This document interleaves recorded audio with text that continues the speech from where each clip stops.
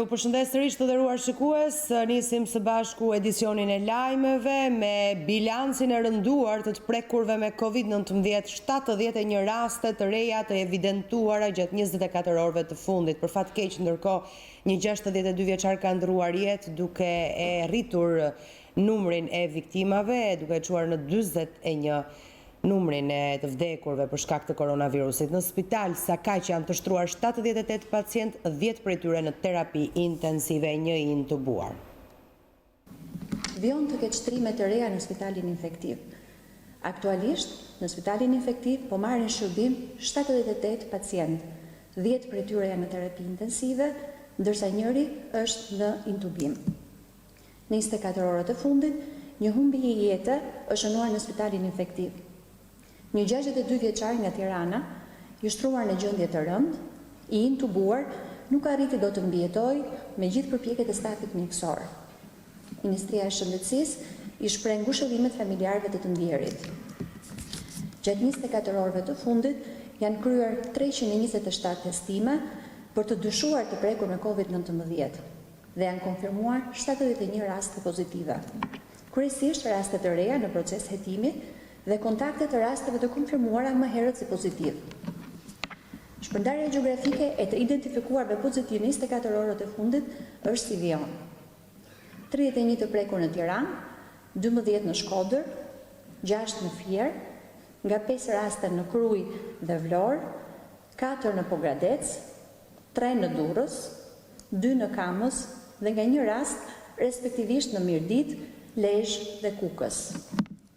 Në 24 orët e fundit janë shëruar 8 qytetarë, duke çuar numrin total të personave të shëruar nga Covid-19 në 1134. Në vendin tonë janë aktualisht 784 persona aktiv me Covid-19, kryesisht nga Tirana, Shkodra dhe Durrësi. Ministria e Shëndetësisë dhe Mbrojtjes Sociale i bën apel të gjithë qytetarëve për të ruajtur distancën fizike prej 1,5 metra, për të ruajtur higjienën personale, duke larduar vazhdimisht dhe mbajtjen e maskave kudo ku nuk mund të respektohet distancimi fizik. Qytetarët e konfirmuar pozitiv me shenja të lehta ose pa shenja fare, por që janë të dyshuar dhe që janë në pritje të përgjigjes, të respektojnë karantinën për të qëndruar të vetë izoluar. Shkelja e rregullave nga kushdo do të konsiderohet si rrezik për jetën dhe shëndetin e qytetarëve. Është 44 numri të vdekurve, jo 41, pra me vdekjen e fundit në 24 orët e fundit, për llogaritet në 44 për fat keq numri viktimave në vendin tonë si pasojë e koronavirusit. Ndërkohë Andi Koraqi, shefi i laboratorit të mikrobiologjisë në QSUT dhe antar i grupit të ekspertëve anti-Covid, tha në një intervistë për News 24 se shtuar numri i testimeve. Duke folur për skenarët e mundshëm, ai përmendi shtimin e spitaleve. Sigurisht ka janë skenarë të para përgatitur,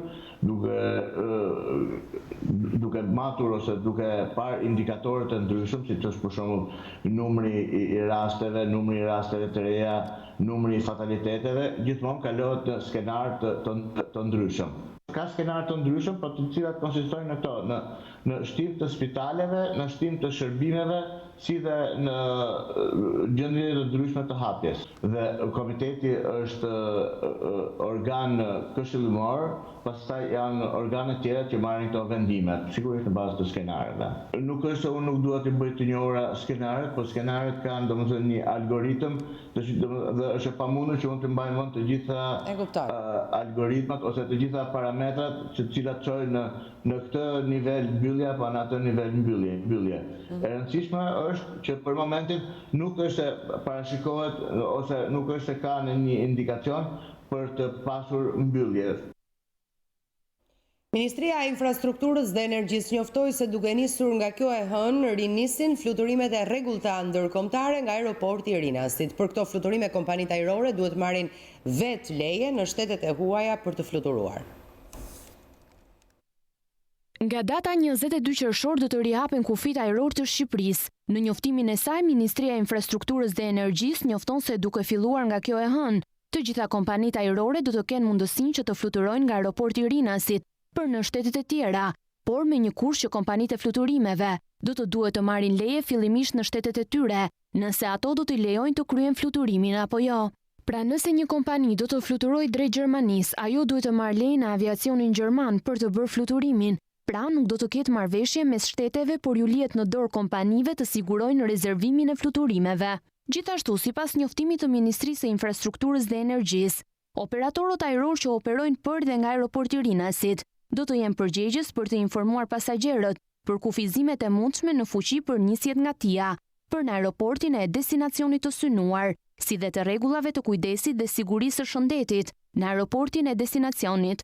I gjithë ky proces do të monitorohet në mënyrë rigoroze nga aviacioni civil shqiptar. Nga kompanitë ajrore të fluturimit kërkohet të respektohet në mënyrë të rreptë protokollet shëndetësore, ndërsa fluturimet e rregullta sipas deklaratës së Komisionit Evropian pritet të rifillojnë më një korrik. Mali i Zi mbylli kufit toksor me Shqipërinë për shkak të rritjes së numrit të prekurve me koronavirus. Sipas vendimit të marrë duke nisur nga e diela, do të lejohet hyrja tranzit në territorin malazez vetëm për shtetasit që prezantojnë në kufi dokumentin e testit negativ ndaj COVID-19 të kryer brenda 48 orëve.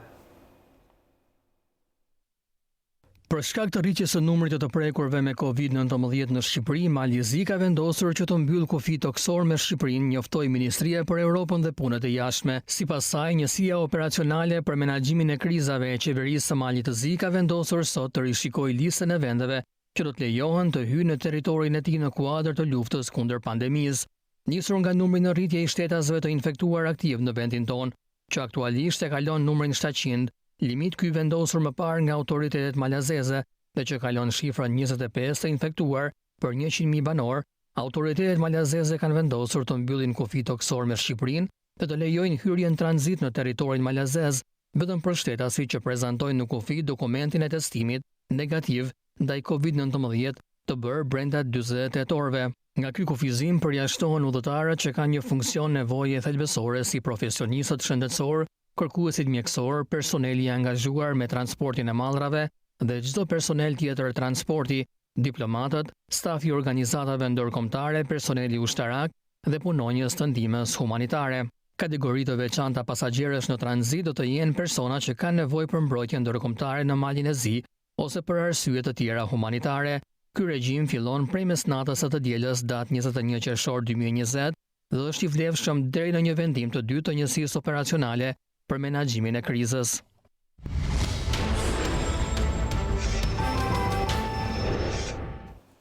Pas korrupsionit $60 milion me tenderat në Zimbabwe, është shpallur në kërkim ndërkombëtar biznesmeni shqiptar i inceneratorëve Klodian Mërtiri. Ka dyshime të forta se ky i fundit është personi që figuron me emrin Ilir Dedja. Klodian Mërtiri, njeriu që shndron pas biznesit të inceneratorëve në Shqipëri, është shpallur në kërkim ndërkombëtar nga autoritetet policore të Zimbabves për përfshirje në aferën $60 milion që çoi në arrestimin e ministrit të shëndetësisë së shtetit afrikan. Sipas mediave ndërkombëtare, qeveria e Zimbabves është përfshirë në një sër skandalesh për menaxhimin e situatës së koronavirusit dhe në një prej këtyre ishte edhe kompania Drax International me aksioner të vetëm Ilir Dedjan, i cili dyshohet të jetë Klodian Mërtiri, një shqiptar me pasaportë italiane të cilës qeveria e Zimbabves i akordoi tenderin me vlerë $60 milion për pajisje mjekësore, pasi ka lidhje të përafërta me djalin e presidentit të Zimbabves. Ndërkohë, ministri i shëndetësisë Mojo u arrestua por është liruar me urdhër të presidentit Emerson. Gjithsesi akuzat nuk kanë rënë dhe ai po hetohet për shpërdorim detyre dhe korrupsion. Mojo dhe zyrtarë të lartë të qeverisë akuzohen se kanë dhënë miliona dollar tendera për pajisje mjekësore në kohën e emergjencës së COVID-19 për kompani që nuk kanë qenë pjesë e regjistrit të prokurimit publik. Një prej këtyre kompanive ka qenë pikërisht ajo e zotëruar nga Klodian Mërtiri. Hetimet kanë nisur pas bllokimit të një transaksioni të dyshimt bankar në Hungari, pikërisht mes kompanisë së Mërtirit dhe qeverisë së Zimbabves. Autoritetet hungareze janë vënë në lëvizje për shkak të shumave të mëdha të parave, prej miliona dollarësh që qarkullojnë mes palëve. Hetimi i deritanishëm ka zbuluar një sër kompanish zinxhir të hapura në vende të ndryshme nga Mërtiri, pikërisht për transfertat e parave nga shteti afrikan. Në Shqipëri, Klodian Mërtiri është një emër i njohur nga publiku shqiptar për denoncimet e opozitës të bëra për përfitimin e koncensionit të incineratorëve. Ju njoh tani me lajmin e fundit që kam bërritur në redaksin tonë të informacionit, jeni duke e ndjekur edhe përmes fleshit tonë informativ. Gjykata ka caktuar masën e sigurisë arrest me burg për Sebastiano Malin, i arrestuar si bashkëpunëtor në vrasjen e hekuran Billës. Kolegja Klodiana Lala do të na njoh me detajet. Klodi, përshëndetje. Përshëndetje Ola, në fakt gjykata e Tiranës në finale të një seance që u zhvillua me dyert të mbyllura caktoi masën e sigurisë arrest me burg për Sebastian Malin, i cili dyshohet si bashkëpunëtor në vrasjen e hekuran Billës tek komuna e Parisit pak ditë më parë. Ishte prokuroria e cila kërkoi këtë masë sigurie për sa kohë që pretendon se ka prova dhe fakte që e kompromenton Sebastian Malin në ngjarjen e rënë. Sebastian Mali duhet teksuar se është nipi i prel Markut, i cili është ekzekutuar në vitin 2006 në Britaninë e Madhe nga hekuran Billa pas një konflikti që emigrantët shqiptar kishin atje. Sipas prokurorisë, Sebastian Mali, i cili kishte në pronësi një automjet tip Smart, ka shkuar në Shkodër në një servis atje, e ka shkëmbyer automjetin e tij me një tjetër automjet Nissan Micra dhe ka udhëtuar në drejtim të Tiranës, ku ai ka mbajtur në mbikëqyrje të gjitha lëvizjet e viktimës hekuran Billa deri në momentin kur është qelluar për vdekje në afërsi të qendrës Kristal. Nga të dhënat hetimore dhe nga pamjet filmike të sekuestruar në një hotel në zonën e Unazës së Re, shfaqet Sebastian Mali, i cili del nga automjeti Nissan Micra dhe pas këtij automjeti është pikërisht automjeti tip Benz, i cili u përdor në vrasje dhe u doq në zonën e Prezës. Pikërisht në këtë moment shfaqen të gjithë personat e dyshuar dhe kjo mendohet të jetë edhe prova më e fortë që përfshin edhe Viktor Markun në këtë ngjarje, i cili është arrestuar në Malin e Zi, sikurse kishte shpjeguar babai i tij për autoritetet policore në momentin kur ata vajtën për të kryer edhe kontroll në banesën e tyre fill pas ngjarjes së rënd. Por deri më tani pritet që dosja për Viktor Markun të mbërrijë në gjykatën e Tiranës dhe ai më pas të njihet me masën e sigurisë arrest me burg, të cilën do ta kërkojë prokuroria e Tiranës sipas të dhënave të deritanishme.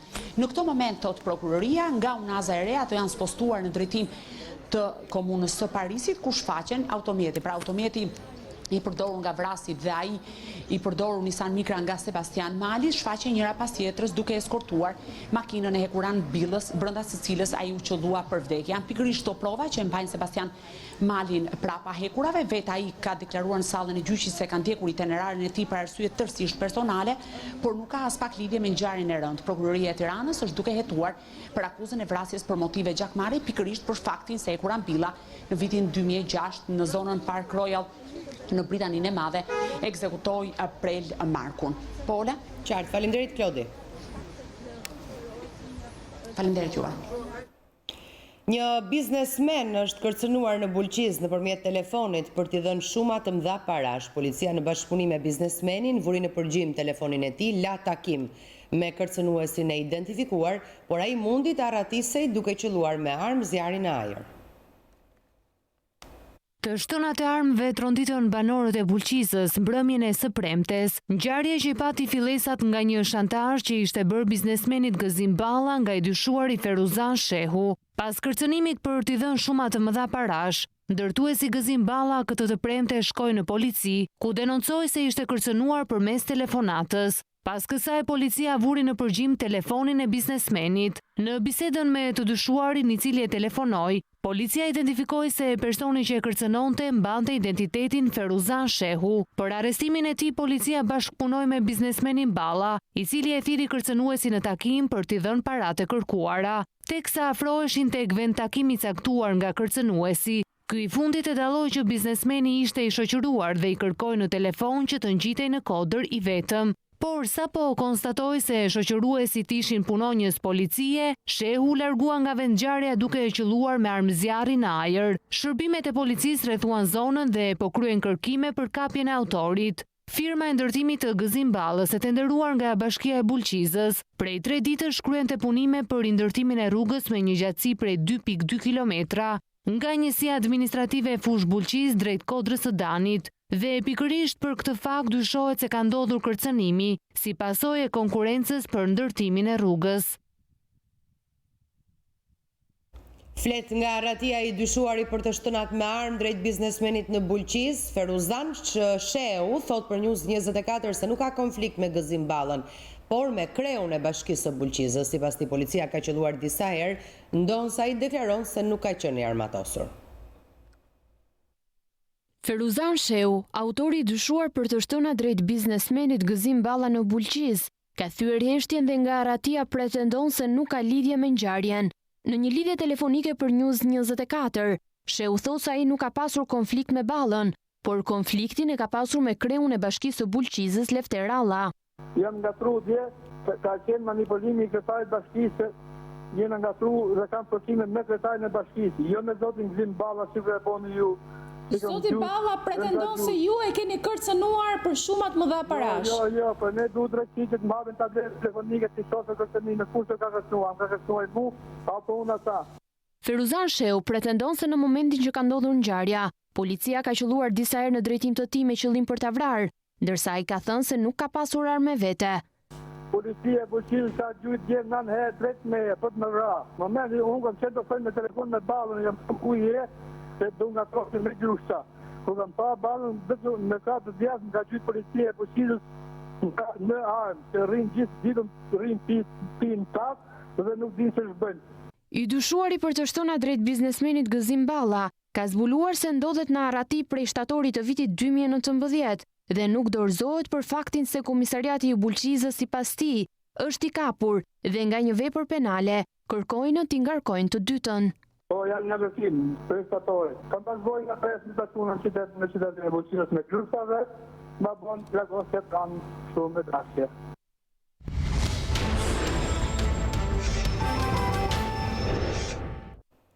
Pas opinionit të Komisionit të Venecias, mazhoranca socialiste paralajmëroi ndryshime në kushtetut për të vendosur mekanizma zhbllokues për ceremoninë e betimit të anëtarëve të gjykatës kushtetuese. Sipas kryetarit të grupit parlamentar socialist Auland Balla, forca e tij politike nuk e kishte qëllim në vetvete shkarkimin e presidentit Meta. Kryetari i grupit parlamentar socialist Auland Balla paralajmëron ndryshime në kushtetut. Ligji themeltar do t'i nënshtrohet ndryshimeve për të vendosur në të mekanizmin zhbllokues për ceremoninë e betimit të gjyqtarëve të gjykatës kushtetuese, që sipas Ballës rekomandohet në opinionin përfundimtar të Komisionit të Venecias. Opinioni lidhur me çështjen e emërimeve në gjykatë kushtetuese thotë qartë që ka një vakum dhe në lidhje me aktin e presidentit për të mos i ofruar betimin një antari të zgjedhur në mënyrë ligjore, Komisioni Venecias sugjeron që kjo çështje të zgjedhet përmes ndryshimeve në kushtetut dhe në bashkëpunim me opozitën parlamentare, të cilët gjej rastin t'i shtrijë dorën e bashkëpunimit dhe të komunikimit për të gjetur sa më shpejt modalitetet dhe mekanizmat parlamentar për ta adresuar. Ajo që është më shumë e rëndësishme për ne është të kemi sa më shpejt një gjykatë kushtetuese funksionale, se sa konsiderimi i procesit shkarkimit presidentit si një qëllim në vetvete. I pyetur nëse në frymën e opinionit të Venecias, mazhoranca socialiste do të vijojë procesin e shkarkimit të presidentit të Republikës Ilir Meta, numri 2 i Partisë Socialiste duket se pati një tërheqje. Sipas tij, shkarkimi i kreut të shtetit nuk ka qenë qëllim në vetvete, por Balla kujtoi dekretet e kreut të shtetit për anulimin e zgjedhjeve lokale, që mazhoranca i konsideron antikushtetuese.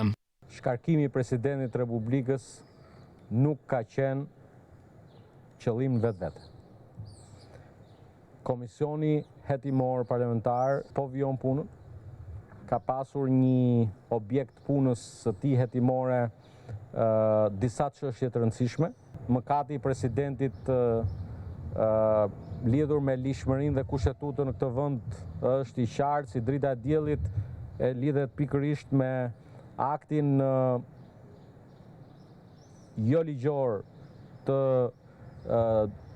dekretit apo të çdekretimit të datës zgjedhjeve në 30 qershor. Auland Balla theksoi se mazhoranca mbetet e bindur në domosdoshmërinë e vijimit të zbatimit të reformës në drejtësi, ndërkohë që pengesat për të duhen parë diku tjetër. Reforma në drejtësi nuk mund të pengohet, procesi i vettingut si pjesë vitale e kësaj reforme nuk mund të pengohet. Kush ka tentuar të pengojë reformën në drejtësi, besoj edhe përmes këtij raporti, opinioni ka marrë përgjigjen e duhur. Zyrtari i lartë socialista se opinionet e Komisionit të Venecias duhen lexuar me kujdes e në mënyrë të drejtë dhe jo si tifozët e një ekipi të kategorisë së tretë.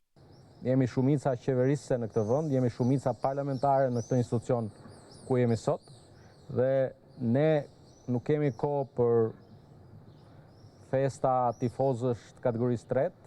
Kreu grupit socialist në analizën që i bëri opinionit të Venecias për ligjin e medjave, bëri të qartë se mazhoranca do t'i respektojë rekomandimet, por se nuk tërhiqet nga krijimi i kuadrit ligjor që disiplinon aktivitetin e medjave, sidomos atyre online.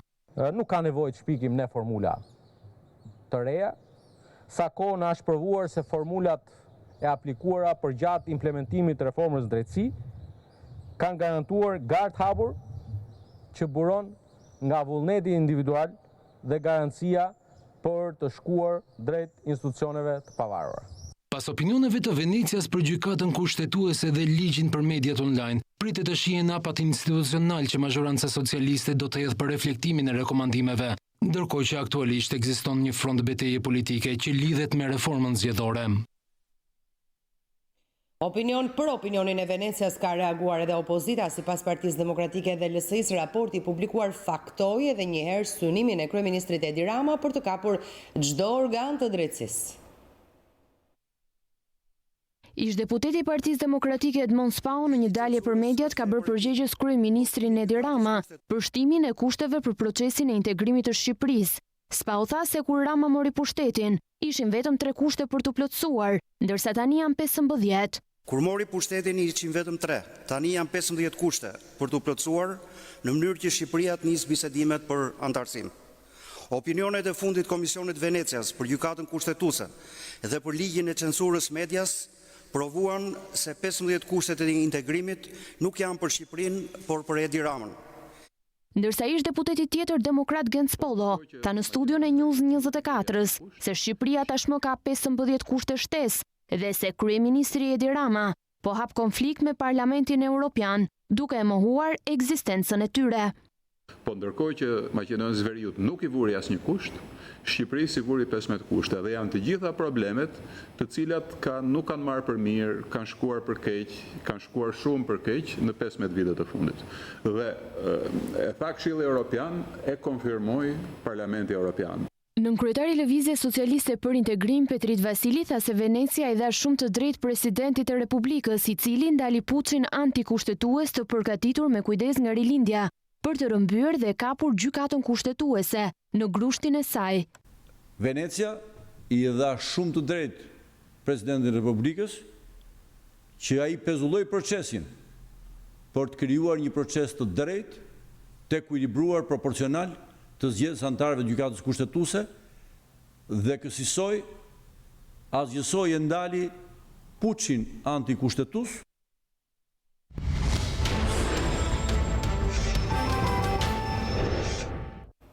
Bregdeti i Durrësit dhe i Golemit gjithnjë më shumë po bëhet një destinacion i pëlqyer për pushuesit. Vizitorë të shumë të zgjodhen këto plazhe për të kaluar fundjavat e tyre.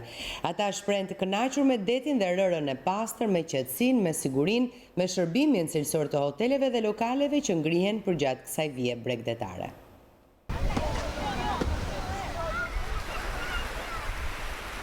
Megjithse qershori nuk ka qenë shumë favorizues për qytetarët për shkak të temperaturave jo shumë të larta, ato kanë zgjedhur fundjavën ta kalojnë në plazhin e Golemit dhe të Durrësit, ku aty gjejnë detin e pastër, rërën dhe të gjitha shërbimet dhe akomodimin e duhur. Golemi ofron një relief të larmishëm ku janë përqendruar investimet më të rëndësishme në hoteleri dhe turizëm, ndërsa plazhi gërshetohet me natyrën nga pylli me drur të lartë pishe. Pushues nga Shqipëria dhe Kosova shprehen të kënaqur me kushtet që ofrohen dhe cilësinë e lartë të shërbimit. Kam 3 vite që vi këtu. Ndjem e lumtur, e kënaqur, uji është i pastër, ushqimi është shumë i mirë, distanca me koronën mbahet, më duket vetja si në Gjermani. Nga viti në vit kushtet janë përmirësuar, po shikojmë nëse flasim për si vjet temi, është asfaltuar rruga, janë për trotuaret, është në rregull ndriçimi, resortet e hotelet janë nga më të bukura, nga më të mira, ne kohën e lirë themi mbas ditëve së bashku me kalamet dhe kalojmë. Edhe ajri i detit, edhe jodi pisha, edhe kështu shkojnë gjitha me një drejtim, pra ne them që zgjedhim malin e robit për edhe Golemin për një pushim. Prestigjësor, cilësi ka, siguri ka, pishina 3 lloj pishinash ka, dhe me thonë që mirë është diçka. Po na shijon shumë fundjava. Tu është bërë luks i madh, më pëlqen shumë, nuk e di, ndoshta nga që është vendi ynë. Se di, më pëlqen, për mua është Bregdeti më i bukur në Shqipëri. Qetësi, komoditet, ngrohtësi nga gjithë, të gjithë dohan që janë qoftë që janë rezidentë që kanë hotele, qoftë të tjerë dohan është ambient i këndshëm, pa shqetësime. Po na pëlqen pastërti, qetësi, mirë është. Jemi të kënaqur. Po i ftoj gjithë të vinë të aprovojnë një herë dhe besoj që ma nuk e ndrojnë. Se edhe deti është i cekët, është fiks për fëmijët. Pishat, uji, plazhi, kështu, njerëzit, hoteli, kështu me radhë, mire e ngushtit shumë. Infrastruktura rregullu shumë mirë, edhe kështu që në nëzit më ardhë këto. Po edhe me një fjallë ne dojmë detin e shqiptarë, në Kosovarë. Dhomat janë të pastra, njerëzit, do më thënë, guzhunjerët, gjithë çdo gjë perfekte. Normalisht që edhe çmimet do jenë në nivel. Pastër, rregull, qetësi. Mirë, ja. Njerëzit qetë. Edhe plazhi Durrësit ishte ndër të preferuarit e vizitorëve këtë fundjavë. Ata shprehen se aty gjejnë detin dhe rëren e pastër, qetësinë dhe sigurinë e duhur. Këtu në plazh bëj që nga fëmijëria, që nga isha bebe. Për shkak se më pëlqen, është vendi shumë i mirë, çmimet janë shumë të lira dhe krejt është diçka shumë mirë. Shpresoj që krejt janë mirë dhe të mos ketë më tërmeta, sepse këtu kena kalu shumë mirë me familje dhe me shoqëri vina çdo vit. Është e parapame që vina 3-4 herë në vit. Deti është shumë herë më i pastër se sa vitin tjetër të kaluar. Këtu është për familjarët. Është shumë plazh i mirë, deti është i pastër, rera gjithashtu. Nuk ka papastërti si vitet e tjera që ka pas diçka më tepër papastërti. Durrësi është qytet bërtetar. Ka gjithë mirë, qytet turistik. Për një muaj, dy, intensiteti do rritet, do çakullohet dhe leku, ekonomia do rimarri vetën gradualisht. Deti është i pastër, nga bashkia nuk kemi asgjë, jemi shumë të kënaqur për pastërtinë. Këtu është zona më e bukur, më e mirë e plazhit, domethënë. Zonën e Liria. Edhe midis dy pistave, hotelet, gjërat e mundohen, domethënë që të mbajnë sa më mirë dhe sa më këndshëm. Deti është shumë i përshtatshëm dhe për fëmijët. Mendoj që do ketë përsëri pjesëmarrje për arsye sepse shqiptarët do ndihmojnë njëri tjetrin edhe mendoj se do vinë sepse mirësi dhe bukuria është. Masat i kanë marrë në përgjithësi kanë bërë edhe banjo publike, kanë bërë edhe dushe për tullare. Kam zgjedhur këtë fundjavë Durrësin, është cilësia shërbime në hotele këtu është e bukur, edhe afërsia, edhe mikpritja e ngrohtë e stafit. Edhe nuk e ndrojmë asnjë vend tjetër. Nënkryetari i Bashkisë së Durrësit Florian Tahiri foli për masat e marra për menaxhimin sa më të mirë të turizmit dhe fillimin e pronotimeve të turistëve të huaj në Shqipëri. Ne si bashki kemi marrë masat për sezonin turistik ashtu si kushtet çdo vit, tek pjesa e pastrimit plazhit, ku dihet që mbas shirave leshtëriku është goxha në sasi, tek pjesa e përpunimit të rërës dhe pastrimit të rërës, tek pjesa e dezinfektimit, sepse dihet pas Covidit dhe me pjesën e dezinfektimit kemi punuar shumë. Kemi shtuar 40 punonjës vetëm për pastrimin dhe mirëmbajtjen e zonës plazhit këtu ku jemi, për t'i ofruar një kushte sa më të mira pushuesve tanë, ndërkohë që në bashkëpunim të ngushtë dhe me Ministrinë e Turizmit kemi bërë dhe parcelizimin e plazheve. Çadrat nga njëra tjetra duhet të kenë një distancë të saktuar për 3.5 metrash, ndërkohë që nga ana tjetër duhet të ketë dezinfektant për çdo çadër, po gjithashtu dhe kur futesh në bare, restorante dhe hotele, dezinfektimi është i shpeshtë, njëkohësisht dhe çdo mëngjes para se të fillojë plazhi ose në darkë, po minimumi një herë ditë në mënyrë periodike duhet bëhet dhe dezinfektimi i shazlloneve dhe çadrave. Tahiri foli edhe për lehtësi që ofrohen bizneseve dhe paketave që ata do të ofrojnë për pushuesit. Lehtësira për sa i përket pjesës së pagesës së taksave, dihet që gjithë subjektet që kanë qenë në të hapura, ne u munduam që të ishim fleksibël dhe mos t'i penalizonim tek vonesa e pagesës së taksave, ndërsa për sa i përket bizneseve të cilat janë mbyllur për shkak të Covidit dhe u hapën mas datës 18 maj, ne kemi shtyrë deri me datë 30 qershor mundësinë për pagesën e taksave. Turistët nga Bielorusia kanë filluar filluar, pritet edhe nga Ukraina dhe nga Polonia, Çekia shumë shpejt dhe nga vendet skandinave. Këto janë pak a shumë 3 destinacionet apo shtetet apo shtetësitë të cilat janë duke ardhur dhe kanë filluar për notimet. Ndërkohë që pa diskutim mos harrojmë dhe shqiptarët e Kosovës dhe të Maqedonisë kanë si pikë referimi Durrësin, por këtë vit unë besoj që do kemi goxha më mirë për to, sepse duke ditur që kërkesa është në rënje, besoj që edhe oferta do jenë më të mira, duke bërë akoma më atraktive, më tërheqëse për pushuesit. Shkëputemi për një hapësirë publicitare tani, kthehemi sërish pas pak.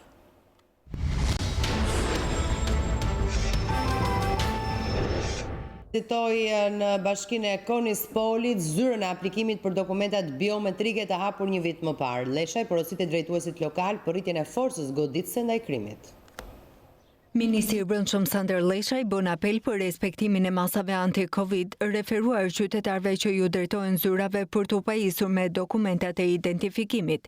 Deklarata e Leshajt u bën nga Konispoli, ku përgati një viti është hapur një zyrë aplikimi për dokumentat biometrike, e që shmang në këtë mënyrë për banorët e zonës 10 kilometra rrugë deri në Sarand. Së pari ne vizituam zyrën e aplikimit për kartat dhe pasaportat, e cila funksionon tashmë për një viti me efektivitet plot, duke ofruar mundësi të mira për qytetarët e kësaj zone, të cilët detyroheshin të merrin udhë gjatë për të bërë aplikimin, gjë që tashmë nuk është e nevojshme, sepse aplikimin e bëjmë këtu. I ftoj qytetarët që duke zbatuar masat e sigurisë në kushtet e pandemisë të vazhdojnë aplikimin, ndodhet se qeveria e ka zgjatur afatin e vlefshmërisë së kartave dhe të pasaportave deri në fund vitit me qëllim që të vijë në shërbim qytetarëve, por megjithatë zyra është e hapur dhe duhet funksionojë. Për të evituar radhët në zyrat aleat, shërbimi për aplikimin e dokumentave të identifikimit bëhet fillimisht online në platformën e Albania. Në funksion të situatës ku ndodhemi për shkak të koronavirusit, Ministria e Brendshme pak ditë më parë nxori 2 urdhra, sa i përket shtyrjes së afatit të vlefshmërisë së pasaportave për qytetarë shqiptarë që jetojnë jashtë kufive të vendit, si dhe të kartave të identitetit për të gjithë shtetasit shqiptar deri në fund të vitit 2020.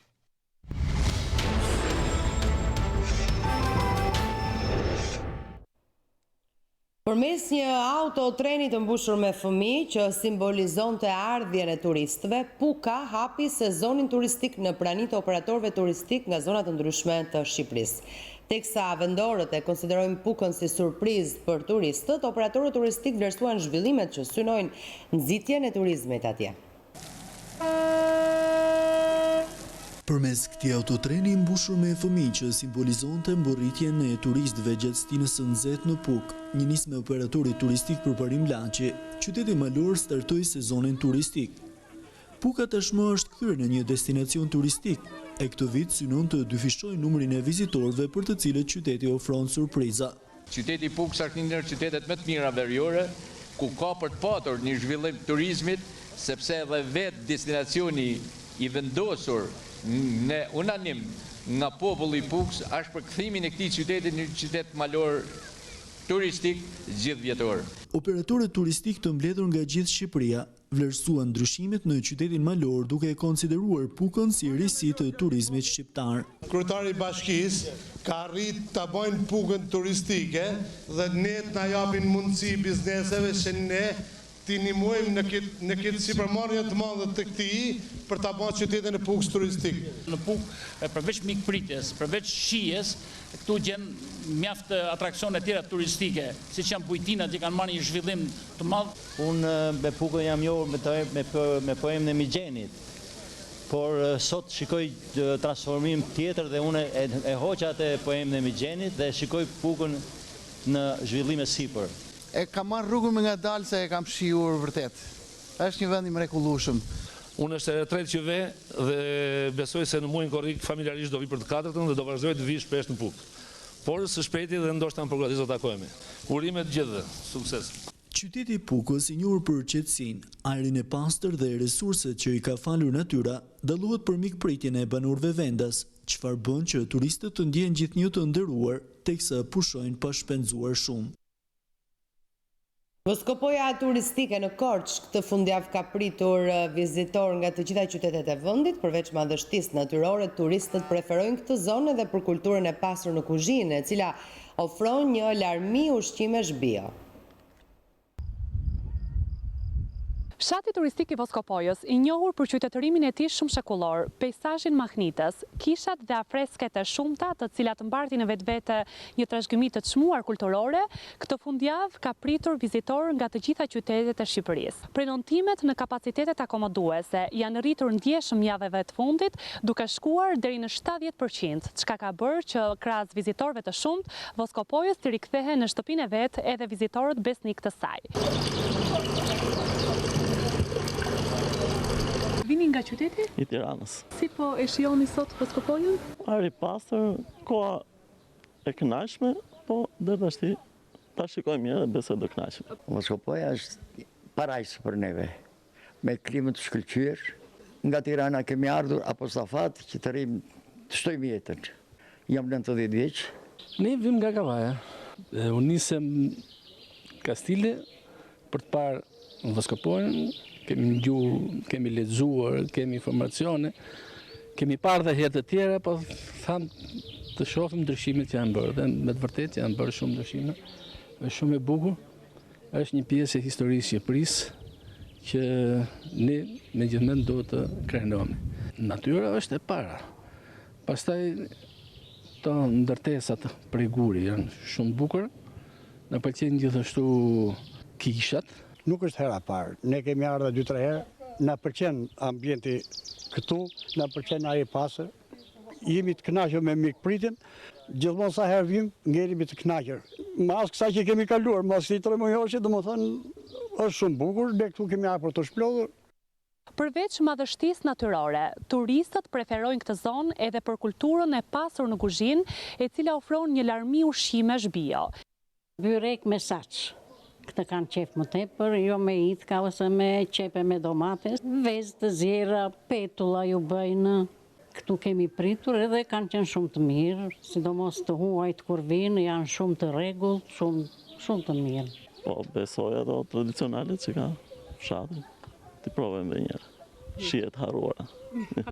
Në çdo stin të vitit, fshati turistik i Voskopojës, i cili ndodhet vetëm 18 km larg qytetit të Korçës, mbetet resurs i pashtershëm turistik, ku kultura, tradita dhe peizazhi unifikohen në mënyrë harmonike me njëra tjetrën. Një eksperiment mosimor synon të kthehet në traditë për sigurimin e të ardhurave nga gratë e zonës në qytetin e Fusharzit. Mësuesja biologe Rina Simoni ka përmbushur me sukses eksperimentin për prodhimin e fijes së mëndafshit. Pasioni për profesionin shpesh i kalon pritshmëritë dhe kur mundësitë janë të vogla. Kështu duket se ka ndodhur edhe në qytetin e vogël të Fusharzit në veri të Shqipërisë. Në kuadër të javës së blerët, mësuesja biologe Rina Simone ka eksperimentuar në qendrën kulturore të fëmijëve të qytetit ish industrial prodhimin e fijes së mëndafshit përmes bashkëveprimit të larvave dhe gjethave të manit. Në kuadrin e javës së blerët, me aktivistët e qendrës kulturore, e morëm këtë eksperiment të thjesht për ta eksperimentuar në një tryez të vogël, por eksperimenti u realizu shkëlqyeshëm në të gjitha fazat dhe tani kjo fazë e krijimit ka të kalu limitet e eksperimentit, çka do thot ka vazhdu faza e prodhimit të fijes së artë të mëndafshit. Mësuese Rina kërkon që eksperimenti i saj të përdoret tashmë nga gratë e zonës së varfër veriore, të cilët përmes prodhimit të fijes së mëndafshit do të krijonin të ardhura të kënaqshme për familjet e tyre. Ju kanë bërë ftesë edhe gjithë gravet duartarta që i ka Bashkia Fusharzit të artizanatit, që të vinë të bashkëpunojmë, të shohim këtë eksperiment dhe ta përqojmë deri në një fazë tjetër të përpunimit të fijes së mëndafshit. Eksperimenti i mësueses pasionante ka tërhequr vëmendjen e qytetarëve të ndryshëm, të cilët vizitojnë mjediset ku është zhvilluar eksperimenti, të cilët e konsiderojnë si një element të rëndësishëm të trashëgimisë kulturore për zonën. Do të shkojmë live tani me Partinë Demokratike për të ndjekur zonjën Albana Vokshi. Është kërcënimi kryesor që Shqipëria të mos përmbush kushtet për hapjen e negociatave për antarësim në Bashkimin Evropian. Rishikimi i paketës ligjore të censurës për median online është një nga 15 kushtet që qeveria duhet të plotësoj, por partia në pushtet nuk ka ndërmend të veprojë sipas standardeve evropiane.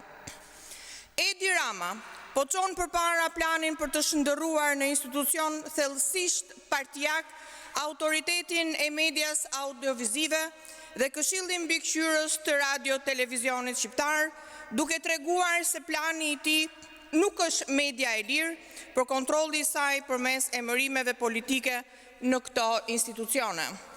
Edi Rama po bën një lojë të dyfish dhe të rrezikshme për lirinë e medias.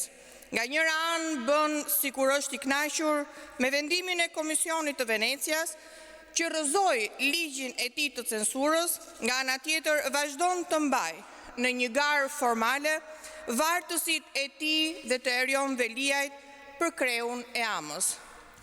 Në ligjin e censurës së medias, ky është institucioni që vendos përmbylljen e një portali online. Për shembull, përmbajtja e një shkrimi denoncon aferat korruptive të qeverisë dhe të kryeministrit të dështuar Edi Rama. Komisioni i Venecias foli qartë kundër paketës Rama për median, duke theksuar 3 parime. Paketa Rama rrezikon hapur lirinë e medias dhe të shprehjes. Paketa nuk mund të kalojë ashtu siç Rama e ka përgatitur. Qeveria duhet të mbështesë një mekanizëm vetë-rregullator me pjesëtarët e të gjithë palëve. Fuqitë e reja nuk duhet t'u jepen Amas dhe Akepit, thot opinioni i Venecias, pa siguruar më parë se ato janë mjaftueshëm të pavarur nga partitë politike, nga bizneset e mëdha të medias dhe nga interesat e korporatave të lidhur me politikën. Por çfarë bën Edi Rama që të respektoj këtë vendim të Venecias, i cili është përfshirë edhe si kusht për hapjen e negociatave? Përgjigjja është asgjë. Bën të kundërtën e asaj që po i kërkohet. Synon që në kundërshtim me ligjin dhe me forcën e kartonave në kuvend, të emëroj në krye të autoritetit të medias Maklen Mishën, një individ thellësisht politik, ashtu sikur se emëroi në krye të institucionit për komunikimet elektronike shefin e tij të protokollit. Maklen Misha, themelues i partisë G99 me Erion Veliaj, shkrues i fjalimeve të Edi Ramës, është projektuar që të zërë vendin e lëmbosh nga Jati dhe të marrë drejtimin e Amas. Edhe 3 pseudo-kandidatët e tjerë që mbushin garën formale janë rrogtar të Edi Ramës dhe Erion Veliajt. Përveç se shkelin ligjin me përkatësinë e tyre të theksuar politike, e përbashkëta tjetër e kandidatëve të qeverisë është se asnjëri nuk përmbush kushtin formal të vjetërsisë në punë. Me këto kandidime partijake, autoriteti i medias degradon në një gjykat politike që ndëshkon gazetarët dhe mbyll portalet sipas interesit të Edi Ramës. Media online mbetet burimi kryesor i informimit të publikut shqiptar, mjeti kryesor i transparencës së aferave korruptive kriminale të qeverisjes së Edi Ramës. Prandaj qëllimi i tij është shuarja e çdo zëri kritik ndaj qeverisjes së dështuar, me gjithë koston e rëndë për shqiptarët se kjo sjellje autokrate e kryeministrit na pengon dhe na vonon në rrugën e integrimit evropian. Bashkë me çdo gazetar dhe çdo media që ka për mision të vërtetën, Partia Demokratike do të vazhdojë të bëjë gjithçka që liria e medias dhe liria e shprehjes të mos komandohen me pultin e kryeministrit. Faleminderit. Ishte zonja Albana Vokshi, foli për Aman, ndërkohë që ne kemi ardhur në fund të këtij edicion informativ të nderuar shikues, duke ju falendëruar për vëmendjen tuaj, ju ftoj të klikoni në balkanweb.com, atu jeni me këto dhe shumë informacione të tjera nga vendi, rajoni dhe bota. Ndajemi këtu së bashku, miru takofshim nesër.